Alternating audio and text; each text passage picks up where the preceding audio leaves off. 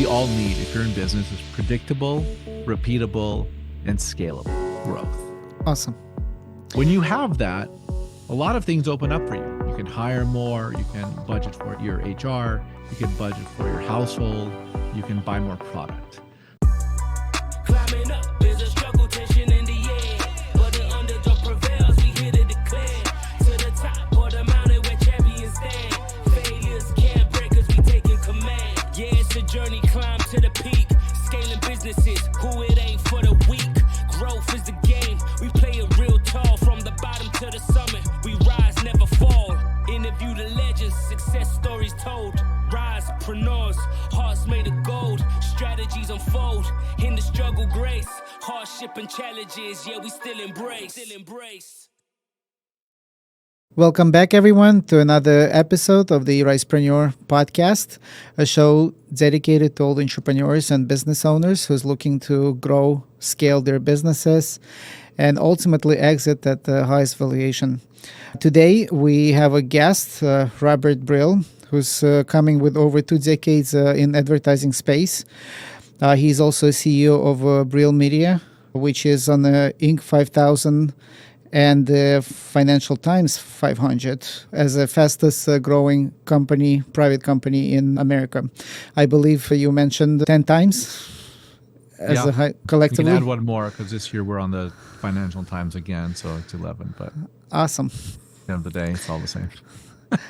10 is good enough for me. Even 3. Yeah, You said 3 can something that you're doing that is right. So, right, before we jump in, say Hi, Robert Brill. Nice to be here. Thanks for having us. Awesome. So as always, my own curiosity, always how someone starts on the entrepreneurial space. Yeah. You started taking positions in the corporate world, and what made you transition? I've always thought about entrepreneurship. I thought it's inherently very fascinating, very interesting, incredibly scary, visceral experience, life-changing experience. And I jumped into it when I felt that was the most prepared, although just like a lot of things in life, you're never fully ready for it. 2013 was the moment when I said, I need to strike out on my own and see what happens. And it was scary. And at first it was a big flop on my face and ultimately turned into a good business. Awesome. Saying no to a paycheck, not everybody can do it. How did you prepare yourself to get on this journey? Yeah, I mean, I had spent 10 years in the advertising business prior to launching my business. So I started in 2003. So I spent 10 years understanding the ins and outs of the business, how clients work, how ad buying works. And I really wanted to, I had some money in the bank. And really at the end of the day, it was just like, all right, so if not now, when? It was the perfect moment. But it was scary, right? I was like, okay, I could. The reason I did it at that moment in time is because it was a sort of a new beginning moment for me. I had an opportunity to work at another company, and I thought, do I really want to work at another company and reestablish myself? Or if I'm going to spend all the time and effort to reestablish myself, I want to reestablish myself, not me as a conduit to another company. So I decided to take the leap and stuff because I created 4 or 5 different companies.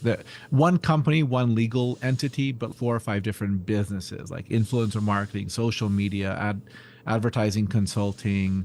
I wanted to be an influencer, which made no sense, but I was really good on Vine. I got like multiple videos with millions of views on Vine. I loved Vine.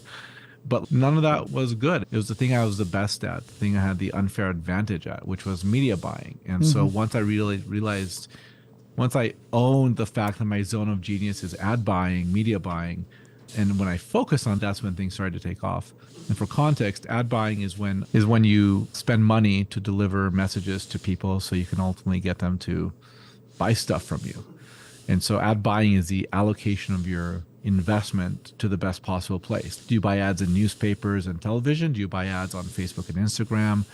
Where do you deliver your message to get people to buy stuff from you? That's what ad buying is. Would being in that space, because again, most of the businesses fall into this hardship of being in front of the right audience, proposing the right offers and bringing them in. since you already had strength, and that probably, if I would be in your shoes, I would probably rely on that. I think I can bring people to listen to what I have to say. And then all it is just deliver on what I've been doing already for some time now. You would think it'd be that easy, but my experience was big corporate media buying. Sony Pictures, Disney, Capcom, Bethesda, Bacardi, Toshiba, PetSmart, Northrop Grumman. Big brands. And the emphasis there is brand. Big brands with a lot of money. ConocoPhillips, so 76 gasoline here in Los Angeles. It's a different environment when you are a small business with no business and no brand. And brand is the operating factor here, because brand is the perception, the ideas, the framework, the thinking that people have about you, your business, that when they then see your ad, it's a catalyst to an action. But if you don't have brand, no one's thinking about you. So when they see your ad, when they see your message, they're like, oh, that's cool. I have no idea what that is. If you don't know what it is, you can have the best ad in the world, but it's not going to compel people to buy stuff.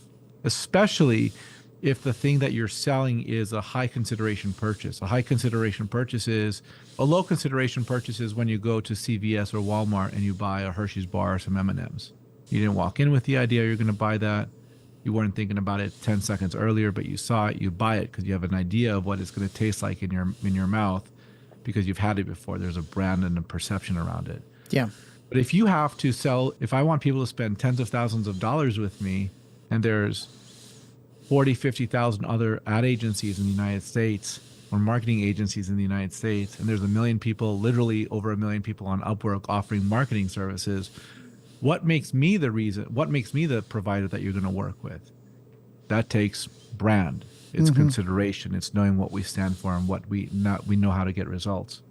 So fundamentally, it's a different game, and I had to learn a different way to market, and it took a while. And frankly, the way I built my business up to this point is relationships.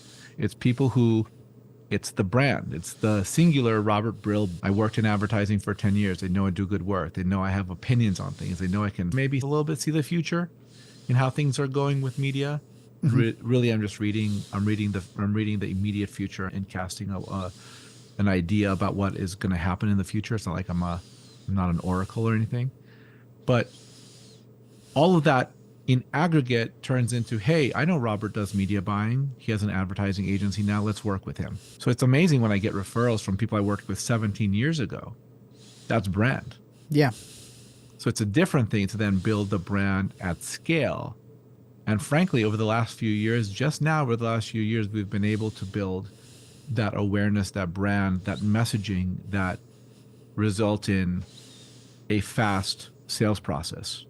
And I can talk about the components of what makes that for the benefit of other. Yeah, I would love to providers. Come to that for sure. So can we then go to, so that was around 10 years ago, right? When you just started on your own. By then, we already had all kinds of platforms, distribution channels where you would go in and basically, once you find a potential customer, you would basically place media buys on certain platforms and drive traffic to a specific offer and try to monetize that.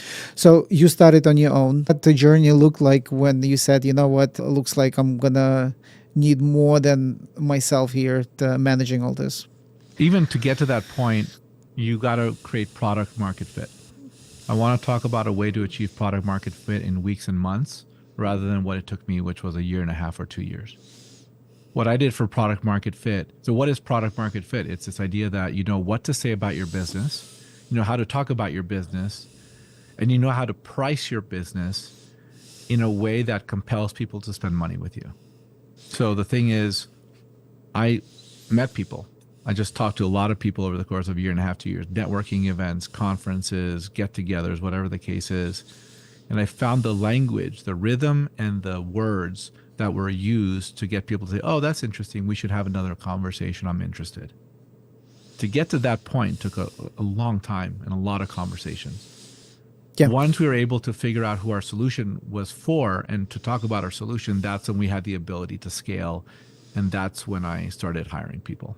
And what that looked like for you, that once you realized a year and a half later, what your experience was like? Did you get what that process looked? Did you get an admin, or you started to get somebody who could deliver and help you on the operations, and you focus more on going out, marketing and selling? Like which areas you started to delegate in first? Yeah. And I'll tell you, getting to that point, once I made a concerted effort to focus exclusively on ad buying, then I had the ability to overcome the hurdles. There's a lot of spending in advertising. What happens if I have to spend $200,000 but I don't get paid for 6 months? I didn't have $200,000 in the bank to front it. So I have to be the bank. How do I deal with that? How do I get these big clients who, so once I figured that out, my first hire, this guy named Stu, really good dude. He was with us for 5 years, still connect, incredibly versatile, hungry young man who emigrated from Bulgaria and had agency experience in Bulgaria. I think he worked, I don't remember exactly, but he might have worked at BBDO or something, and he was really enterprising, and I really liked that. But he didn't have ad buying experience, and I was like, Stu, you're going to learn ad buying. And he stayed with us for 5 years doing our data visualization. I have a great deal of admiration for Stu and people like Stu who, number one, emigrate, because my parents are immigrants from Eastern Europe. And that old school Eastern European immigrant hustle, and really any immigrant hustle, it doesn't have to be just from Eastern Europe, but that immigrant hustle to make things better, I have a great deal of affinity for. And he figured it out. It was a crazy turbulent time in the business, and he rode with it. And so I hired him. He was part-time. And then when I saw that we were getting some business, I hired a full-time media buyer. So a person who knew how to do what I do. She was amazing. Her name is Bridget. She now has a PhD in like media studies or something. She pays attention to how media is used to manipulate things, basically, in America. So this woman now has a PhD. So now I like to say I know people in high places. And so she was with us for 9 months, and she was our buyer. And she was just cranking. She was amazing. And it was such a big loss when she left, even though I knew she was going to leave 9 months later. So the first two people were Stu and Bridget. And then when we started to scale business, we hired some more people. And when we hired more people, we had a team of 5 or 6 at some point. Everything fell apart because the thing we lacked, it took us 6 months to figure out, the thing we lacked is standard operating procedure. Everyone was running around like a chicken with their heads cut off. Everyone's doing their own thing, bumping into each other. I was like, I'm hiring smart people, like talented people who I had worked with. I had seen with my own eyes do great work, and they were just completely dissatisfied. And standard operating procedure redefined our business, because standard operating procedure is a nurturing component that helps build process around the business. My belief is that everyone, unless you come across the odd sociopath or psychopath, right? And I literally mean that. I really mean people who are clinically like that. Like 99.9% of people you're going to hire are good human beings, right? They want to do well with their job. Okay, so if they want to do well with their job, tell them exactly what their job is, the obvious things. Tell them what to do well. Number 2, tell them when their responsibilities start and end. And number 3, tell them exactly how to do their job so that there's no question about what they need to be doing. Once we implemented that, dramatically different team and a higher overall growth for our business. So standard operating procedure, critical. Yeah, I see that as well. And I think that is one of the mistakes a lot of business owners do is when I approach them, they usually have people. And when you talk about SOPs, they don't have them. So then we start to define what the functions within the departments, within the roles are, who should perform those functions, what type of qualities that individual has to have, what type of input they will get, what type of output they need to produce, right? So unfortunately, instead of having those defined first and then bring somebody who fits the picture, it's the other way around, right? We have a person, we need to come up with something for him to do or her to do. And then you're coming up with stuff, and that's not necessarily aligned with why they came into the company. I see a lot of entrepreneurs redirect. Well, we hired you to do sales, but you know what? We need somebody in the back office. We have availability there, so why don't you for now transition there? So now you're making person shift their desire their goals that they were trying Right. to reach, because again, they cannot say no.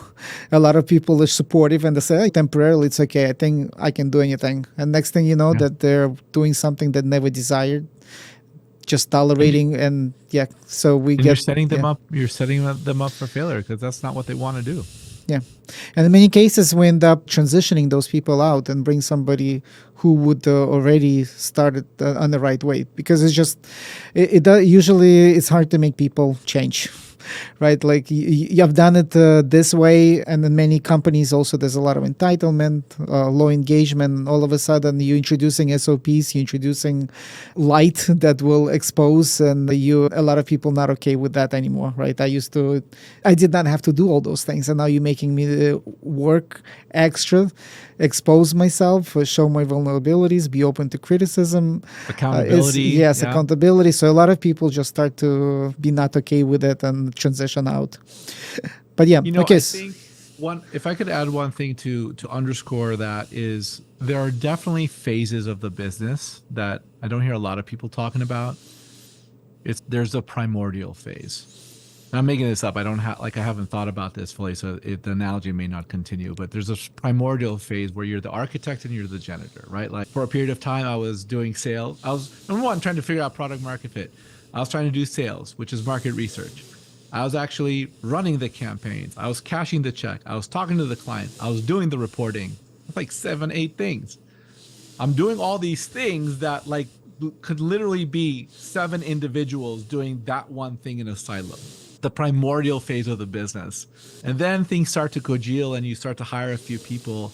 And then everyone's doing everything. And if things fall through the cracks, what can you say? The business is the business. And then you get to this point where you have an accountability phase, to your exact point, and people don't want the accountability. And the people who love the business because it was so messy and because they could have the freedom that they wanted and because it was so exciting and exhilarating and they learned so much, now they're getting pigeonholed into one specific set of tasks. That's exactly what they don't want to do. The reason Yes. they were so successful in the primordial era of your business is because it fit their personality. And I think the more a business can understand the intricacies of how this kind of plays out when you're getting into that new phase, the more you can understand to expect the behaviors from your teams. Like I had one person on my team tell me, I don't want rules. And I'm like, I understand. I get it, because you were here when there were no rules. Mm-hmm. And you could just do whatever you wanted to do. But the people who are going to be reporting to you, they're going to have responsibilities, and your job is to enforce those responsibilities. Anyway, so I think it's fascinating. Like none of this stuff was ever taught to me, by the way. Yeah. No one tells you about product market fit unless you read it or you learn it. No one tells you about the different phases or different eras of the business. No one told me about product market fit. No one told me about SOPs. You have to go through the visceral experience yourself. You have to feel the pain, get beat down, and then choose to wake up every day to grow, to scale, to surpass, to overcome, to succeed. It's a choice on how you see your life happening. Yes. And you have to be open-minded too. A lot of people go through pain, but they're not willing to open up to the new ways. And they think entrepreneurship is working 60, 80 hours a week. Yeah, work. But do it because you want to, not because you have to. Do it not out of fear that if you're not going to do all those things, the whole thing will fall apart. You don't really have a business. You have a job and you're working nonstop. Right? So that's not really, in my mind, entrepreneurship. You were creative enough. You were willing to take a risk to come up with something that would bring value. So stick with it, right? So as company grows, some people just not okay with letting go. And so I compare it to, you said primordial phase. I would compare it to a business sport. I will always bring a soccer team as an example. So you the trainer, you the goalie, you the defense, and you the offense. And you're playing all of those roles at the same time. You just exhaust yourself. Ultimate goal for you to be a trainer. And then you away from actual game, and you can guide your teammates and be in a better position to guide them when you're from outside and you're not over exhausted because like you have that. to do all those things. Yeah. Awesome. SOPs kind of opened up your wings and Yes. let you to go out there. At which point you like this growth, intentional growth, and there's growth that just happens. To me, I would want to assume that being on Inc. 5000 Financial Times, like that was something intentionally set, and you No.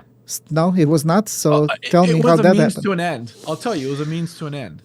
I had a moment where I was like, I need credibility. I think the best entrepreneurs have some chip on their shoulder, right? Like I wanted Brill to be more than me. I wanted to be the team. I wanted to be like the name on the wall and the email address and all that stuff. So Brill Media, so very ego first naming convention. I'm also not that creative. Okay, so when basically here's what happened. I paid a coach some money and she was like, you need credibility logos because people need to see that you need to stand out from the pack. 40,000 agencies, why would they choose me? Okay, I need credibility. So I went to South by Southwest. I registered for an Inc. event. So I got on their mailing list and they're like, hey, you might qualify for the Inc. 5000. I'm like, oh, Bing logos. So I just paid attention to that. I started getting out there. I was like, okay, this helps me. I need credibility. I got Inc. 5000 logo. Bam, got it. I got an opportunity to write for Forbes. I was like, all right, cool. Credibility, Forbes logo. I can say that I've been written and done in Forbes. It wasn't a goal to be on the Inc. 5000. The goal for my business is, I'll tell you the goals for my business, why I started. The goals have changed over time, but the reason I started this business was, look, it's what you said. Like I wanted a job in advertising. I thought there was a period of time where I thought I wouldn't be able to work in advertising because I really loved this work. And I just didn't want to work in corporate anymore. And I liked doing what I was doing and I wanted to do it for myself. So really technically, I just wanted a job. Once I had the job and I was like, all right, this is a ton of work. Then I was like, okay, I need to be the CEO. And to me, the CEO is the person who runs the business, but isn't in the business. And usually a lot of sales is doing CEO work. My next goal is to be the chairman of the board. I don't want to be anywhere in the business at all. No marketing, no advertising, no sales, etc. I'm the coach. And I think based on that analogy, you can make an argument that as a CEO, you're already the coach to a certain degree. But fundamentally, like Inc. 5000 was a means to an end. Financial Times 500 means to an end. It means trust, scale, expertise. That's all I was trying to do.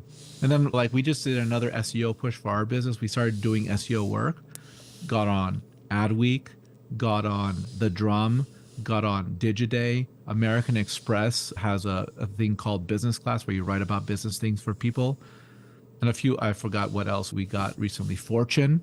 There are link backs to our website from all those publications because we talk about it, we do quotes or whatever. Association of National Advertisers. But again, that's not for ego. That's for growth. Yeah. That's for credibility. So that's where we are. Next goal for the business is I want to be the chairman of the board. I want to have everything in place and it's my business and it runs and I get to tap into things that I like to do whenever I want to do them. Yeah. Awesome. So I still think it was intentional, but from a different angle, right? You set certain goals for yourself of where you want to be, right? So CEO is like a conductor. You're still actively involved, even though you're not in the business. You're more like on the business. The business. Chairman of the board, you're like above the business. You're more like a composer in some way. Now you would give ideas and guide the next conductor to take over and continue that growth. So it was not through some financial milestones that you had to hit to have that continuous growth. So it is. Yeah. To hit the continuous growth, you have to hit financial milestones.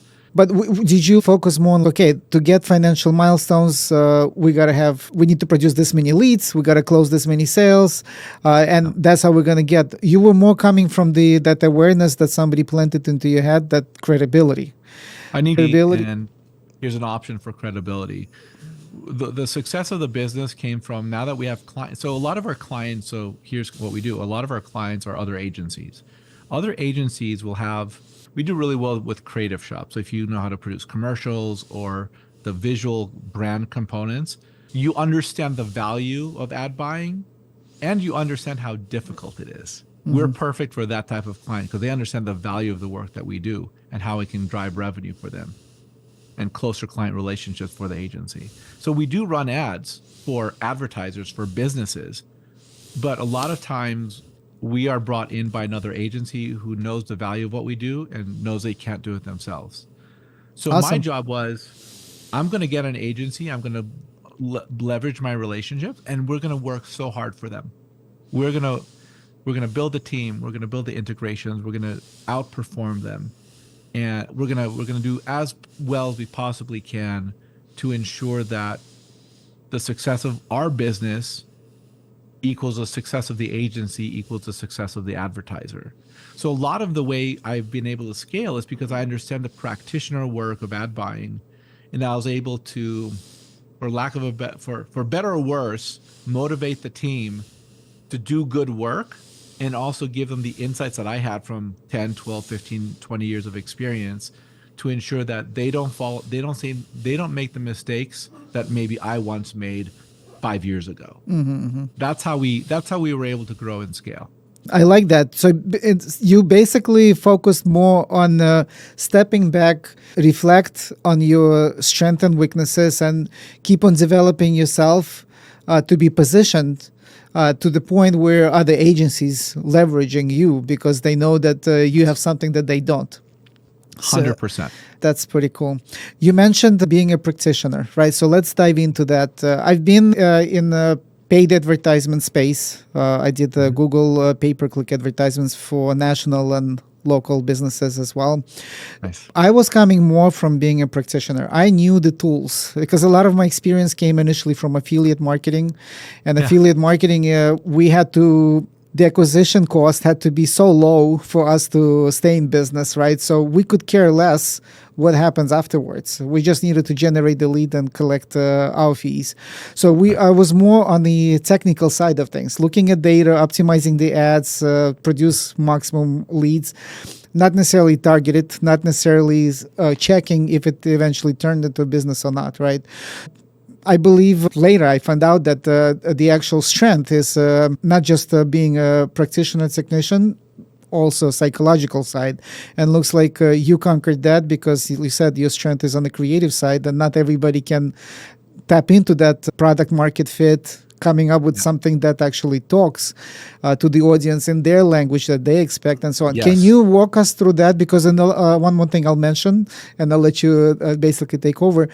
On a lot of P&Ls, you look at the advertising and marketing as an expense, right? But in reality, it's not really expense if you do it the right way. It's an investment. 100%. You invest with the right company to produce something that will attract potential buyers and help your sales team actually be just somebody who takes orders, not necessarily selling, because marketing is supposed to do the job and pre-sell everything in some way. So can you walk us through that mistake that a lot of business owners do and look at marketing as just an expense, not tracking anything, not really taking a step back and fully understand how to approach it? What would you say to them now to make them aware and look for the company like yourself to assist them with that product market fit? And Marketing is a growth engine for a business, hands down, period, end of statement, right? Like you want to shut down your business, you want to strangle future growth, shut down your marketing. That's it. So now how do you do marketing effectively that's going to drive sales? Everyone who sees advertising and marketing messages is being sold to. Also, no one wants to be sold to. So now you have a bit of a conundrum. How does this even work? The commonality that all the consumers have is they have a problem they need a solution for. Everyone has a problem. What is your problem? So the more you can understand the problem that your customers face, the more you have a direct path to sales. So what we do is instead of running ads that are focused on, hey, here's why you should buy us, what we want to say is we understand the problems that you face and we have a solution for you. If you want to break through all the noise and all the clutter of the marketing message that each consumer sees, express to them the problems that they're facing, and it's a direct path to sales. So how do we do this? For B2B, we listen to sales calls because the sales calls you have your customer telling you what their problems are.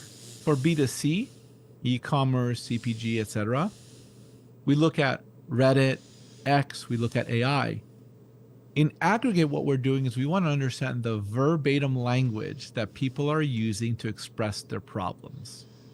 And then we do a series of sprint tests, $25 sprint tests, to understand exactly which problem statements resonate with people. We do this in Meta. Your other ads don't have to run in Meta if that's not your platform. It might be LinkedIn or Google or somewhere else, but the testing phase happens in Meta. So we'll have 30 problem statements and 3 to 5 will win. Then we'll craft solution statements to the problems and we'll do sprint tests on those.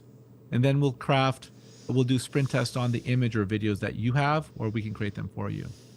And at the end of that process, what you have is a single advertising message that resonates with people far more effectively than most other ads. And when you think about a message, let's use Meta or Facebook and Instagram as a baseline. You have at the top, you have primary text, then you have the image, then you have the headline. Primary text is the problem. Image is some visual that performs, that works, that gets people to click. And the headline will be the solution statement. Mm-hmm. And so we're running this for our clients, but I'll talk about our data so you can see that we, number one, do what we do for our clients and to show you the efficacy of this program. Last year, we ran about $17,000 in advertising, delivered 151 leads, $144 cost per lead. This year, with this method, about $2,600, $2,700, 98 leads, about $26, $27 cost per lead. Wow. I think it's a 76% difference, lower cost per lead. So what does that give us? It gives us velocity. We have the ability to iterate on our sales process very quickly because we're having 8, 9, 10 sales calls a week. We understand exactly the problems that we have. And by the way, the questions, the lead form that we're running with the lower cost per lead, the one that's coming in at $27, we're asking 15 different questions before they can submit their information. Have you worked with a marketing agency? What's the size of your business? What is your title? What is your biggest problem? Mm-hmm. So it's a questionnaire prior to the call. When we get on a sales call, we know so much that was voluntarily said by the prospect to us that we can then cater the conversation directly to them. Closing rates are higher, revenue from these leads are higher. So this all stems from expressing problem statements rather than telling you how great we are. No one cares how great we are. Yeah. People care about the problems and the people and the companies who can provide solutions to their problems. This is very interesting. So let me just quickly summarize, make sure that I understand it as well. So instead of just going out there and thinking that you know what people resonate with because you're the business owner and you know everything about the product and service that you're offering and you know the sales process, they actually bring somebody like yourself who's not going to just work on the marketing material. You're going to come in and interact with the business owner to, if need to, even to listen to the sales calls, to really understand what the problem the end user is experiencing and what the solution is being provided. Then, leveraging this information, you would go and run those tests. And what those tests would link to when you were doing those experiments? Homepage. Is it just the homepage? So you would just try traffic, you just want to see which one people resonate with and just click? Yes, that's what I'm looking for. Okay. And how long, you said $25, you just tested with just $25 for each headline? Yes. Just 10 to see? ads, $25. Awesome. So that little investment, it's not just an expense, just to figure out what really people resonate, what pain, right? And then same you would do with solution and some kind of creative graphic that does the same thing until you figure out what the winner is. Once you do that, you're able to bring the cost of the lead 5, 6 in this case that you gave as an example. And it's not just reducing the acquisition cost, it's actually bringing somebody that the offer resonates with. Exactly. And you also disqualify them if they're not willing to go through the questionnaire. By the time they're done with questionnaire, most likely that person is very motivated to follow through, and it would be much easier for sales Yeah. team to go and close. Yeah. Fascinating. So again, perfect example. Thank you for going through these details. So now one can see that it's not just hire some marketer to go out there, place an ad somewhere, and assume that this is the offer, this is the channel, and this is how you would communicate it. There's a lot more involved.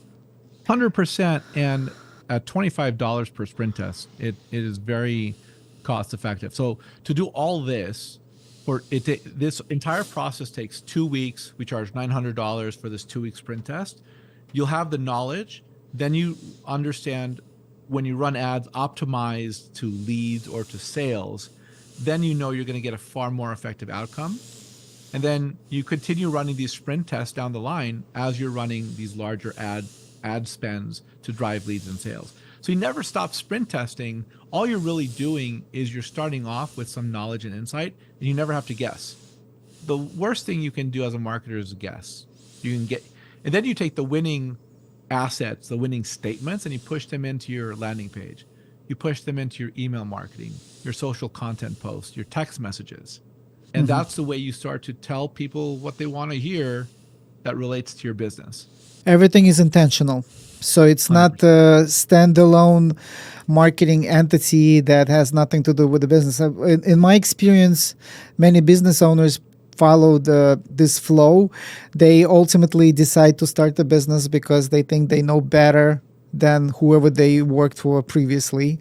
They start a business, initially do sales themselves and deliver, ultimately bring people to delegate it to them, position themselves more on the sales side.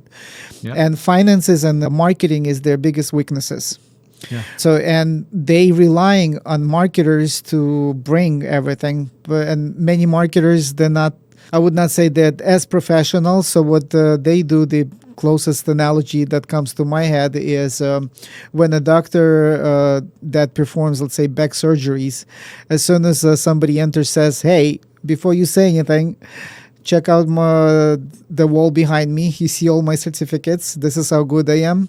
And usually who comes to my office here has a back problem, and I'm ready to prescribe or perform a surgery. You should show up tomorrow at this time and we can get started. So just bragging who you are and assume that you can go and perform whatever you're performing. So here it's much more involved.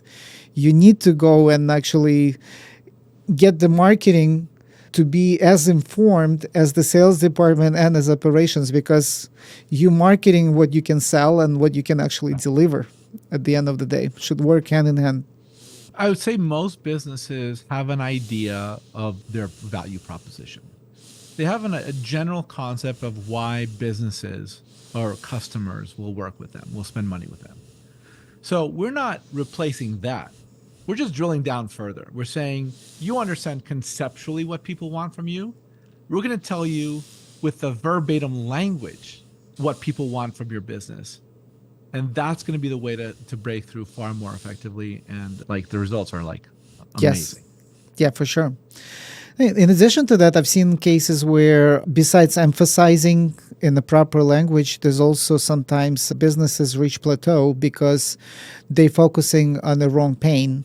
And just something that they thought was position number one for all of their customers, in reality, that was maybe 2 or 3. By identifying what's that number one that they're not willing to tolerate and actually move forward, could be uncovered by someone like yourself because you're going that deep. And yeah, you never have to change. guess.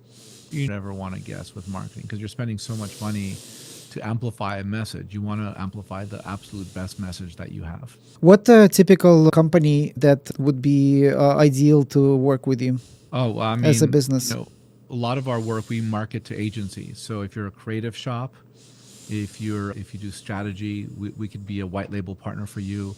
Direct to advertiser, we also do that. We just don't market to them as aggressively. So we work with startups, companies who are trying to prove product market fit. We work with dentists, we work with lawyers, we work with HVAC, we work with restaurants, we work with B2B. coaches, consultants, companies that just need the thing that we all need if you're in business is predictable, repeatable, and scalable growth. Awesome. When you have that, a lot of things open up for you. You can hire more, you can budget for your HR, you can budget for your household, you can buy more product.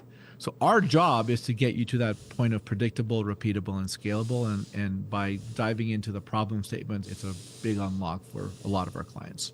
Yeah. And you're creating that consistent flow. So Yes. people don't have to experience up and down. So while they're delivering and busy to deliver what they promised, they neglect their marketing. And then they have to get the momentum going again, which is also taking time. So you come to the rescue on that to have it consistent. Can we jump into something that I did not get to touch on? What I read on your site that the team is fully remote. Yes. Can we dive into what your culture likes? How do you oversee? What type of tools you leveraging to collaborate? Yeah.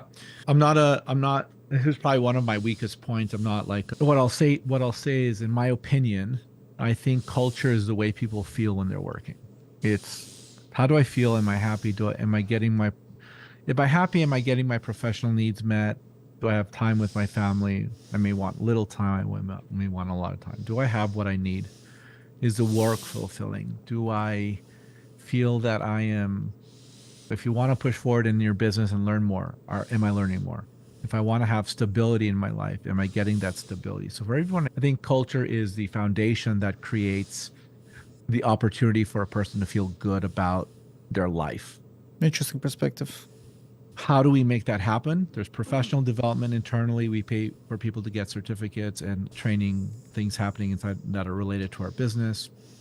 We encourage people to do extracurricular activities. Like we have reviews where we talk about what people want, what they're trying to get out of the job, right? Because look, at the end of the day, the only reason people are going to stay with the organization is if they're happy, they like what they're doing. It's not money, it's not perks, it's just in aggregate, are you happy? Money and perks are part of it, but they're not the whole thing. And so we tend to attract incredibly ambitious people that want to level up in their career. So we want to nurture that. If you want to level up in a career, what are your aspirations? What do you want to learn? What types of responsibilities do you want to take on? So we pay attention to those components.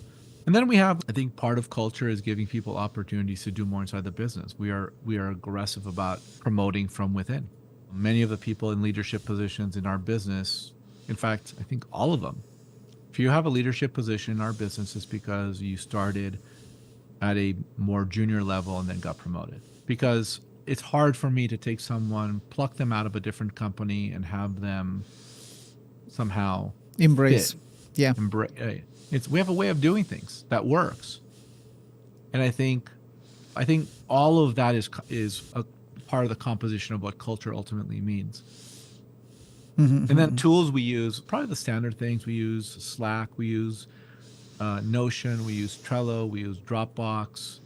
As a team, we buy on Google, like our email is on Google Workspace. Do you employ all over the world, or specific? Do you focus on US only, or because everything is remote? We have people traveling all over the world. How big is your team, by the way? 20 people. 20 people right now. Yeah, I have to look at the numbers, but last I checked, it was 20. Basically, yeah, we have people in the United States, Canada, and then other parts of the world. And it doesn't matter where you are. Are you part of the team? Yeah. You can be part of the team from anywhere. So the people we hire are full-time. They have roles, titles, positions, responsibilities inside our org. We don't allow them to work anywhere else. They're dedicated to our business. And the people who want that are the ambitious people that we want to work with. So one of the criteria is not to work somewhere else, be fully dedicated to what you're doing. 100%. You can't. Yeah. Yeah, got it. But how do you enforce that? We'll have part-time people. And if you're part-time, then of course. But like it's known that you're part-time. But if you're full-time with us, you're full-time with us. But how do you enforce that? Somebody works nights, weekends. We don't ask people to work nights and weekends. What we ask, what we know. I can't get into the details. Okay, but got it. No worries. what I'll tell you is this: it all flows through Slack. The reality is you're either around or you're not. Okay, And gotcha. how do we know? I'll tell you in excruciating detail how we know you're around. The number one way we know you're around You is you're respond. responsive. Yes, We ask you a question on Slack and you respond. right there. Yes. Now, if there's something wrong, like you don't have internet for some day, for some reason, or the power is out, okay, that's fine. But over the course of months, Yeah, you would see. you see. Makes sense. And we've had that happen. And by the way, the people we had that happen with are in the US. I don't know what these other people were doing, but they were doing something and it wasn't working on our business. Got it. Do you meet physically at all? Like quarterly meeting, annual meetings, like 10 years in business? Do you any of that, or is just focusing on the I mean, primarily? we should. And I think at one point when I become the chairman, we may. Did you But the physically meet reality them? is like I'm in the work day to day. Like I'm working. I enjoy this work. I'm thinking about our marketing. When I'm out of the marketing, I have time to think about other things. I think maybe we'll do that, but for right now, every now and again we'll get together in different places. But the last time we did that was like 2019, Got it. Before COVID days. before COVID. Yeah. Awesome. Perfect. Robert, you want to mention anything in the closing words? What are you looking for? How people should find you? Oh yeah, our website is Brill Media, B as in boy, RIL, media.co. And you can hit the form, submit your information, and work with us. And let us know that you're interested in the $900 sprint test, the 2-week sprint test. Or you can email me, robert@brillmedia.co. We'll include that information below this video once it's published. Awesome. Thank you for joining us today, Robert. It was a Thanks, pleasure. Baruch. Appreciate it. Thank you.